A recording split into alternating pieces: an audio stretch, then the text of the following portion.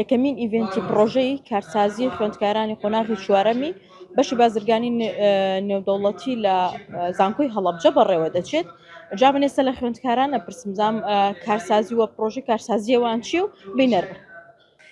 سەرتا پرۆژەکەی ئێمە پێکاتۆ لە مستەر بەنانە تەنها لە وڵاتی مالیزیا هەبوو، بۆ ئێمە پێمان باش بوو کە بهێنە ناو وڵاتی خۆمانەوە بۆ کوردستان و عێراق ئاشنابێ کە ئەم پرۆژە پێکاتۆ لە مۆزی سەوز سوورکردنەوەی مۆزی سەوز وەکو جبزی ئاسایی وایە، بەڵام ئەم جبزەی ئێمە خۆماڵیە و سروشتی ترە بۆ وەرزشکوانان و دکتۆرەکان و کارمەندەکان ژەمێکی سووکە و باشترە لە ژەمی قورس.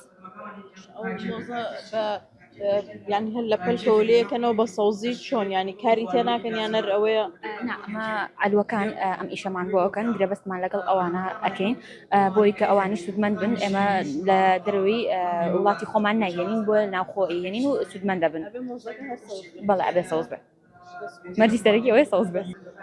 ئێمە تقریبی 8 گروپین کە 8 گروپەکار گروپە 4 خوێندکارین کە ئێمە خۆمان گروپەکەمە 4 خوێندکار بوو باسی لەکژەری کارواشماکە کە غەستێکە دایانین دارانی غەستەکە کە تۆز لەمە پێشکەشمان کردوەکەوەی کە بینیتان کە ئێمە غەستەکان بە شێوەیەکی جیاوازە و جیاوازە لە غەستەکانی تر کە ئەنێ وردەکاری تیا بوو لە پێشکەشێنەکە باسمان کرد کە بەکارهێنانی کەفی ڕەنگاوڕەنگ و دانانی دلیڤەری و ئەبوونی کاردی شوشتنی خۆڕایی و ئۆفەری ماگانەمانە بوو کە ئەمە جیازەکان ئێمەهانێت جیازی ترمانەیە کە بۆ منە دانانی شوێنی جیاواز بە خانمان و پیاوان کە جیامانەکەات لە غەزەکانی دی و عادی لە خانم خۆگۆڕیوە پێم بڵێ وەکو قوتابێکی زانکۆی بازرگانی نێودەوڵەتی پرۆژەکەی تۆ چییە و ئامانسان چێ لەم داهێنانانە لەم پرۆژانەدا؟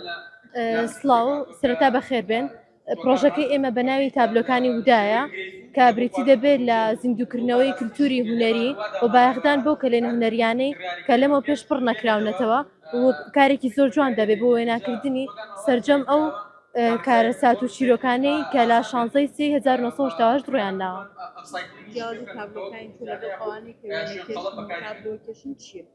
بەڵێ تابلۆکانی ئێمە بریتی دەبن لە کۆمەڵێک تابلۆی جیاواز کە نەبینراون و کاری دەستین و سنووردارکردنی ئایتیاندا بۆ لە دەستنەدانی بەهای جیازی پرۆژەکەی ئێوە لە و پرۆژانێک کە لە سنووری پارێزگای هەڵەبجەیە چی هەستەکەم پرۆژەکەی ئێوە جیاوازتر بێ لەوانێکە لە سنوورەکەیان؟ سەرتا بەخێر هاتن بۆ یەکەمین ئیڤێنتی کارسازی بۆ لە پارێزگای هەڵەبجە لە زانکۆی هەڵەبجە. بەڵێ پرۆژەکەی ئێمە بریتی بوو لە کانکێک و چای میوەی فرێژ. هەردوو پرۆژەکە لە بازاری هەڵەبجە بە هیچ شێوەیەک نییە، بە تایبەت چای میوەکە هەر لە بازاری هەڵەبجە بە تەواوەتی نییە.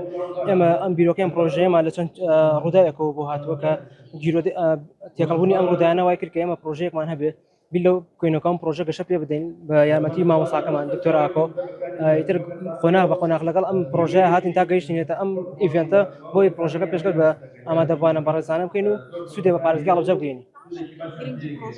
گرنگی پرۆژەکەی ئێمە ئەتوانم بڵێن وەکو پاکێجکردنی و شێوازی دیزاینکردنەکەیان بۆ منە خۆدان زان عادەتەن کللتوری کوردی ئەمەوە بۆ سەردانی نەخۆشخانەکان یان خودە خێزانەکان کە ڕۆم بۆ لای خزم و دۆستەکانیان عادەتەن دیاریە لەگەڵ خۆیان نابن بۆ تر ئێمە ئەو ماڵبژاردە وەکو دیاری بگونجێت و وەروە شتێکی جوان بێت و ئاسانکاری بێ بۆ خواردن.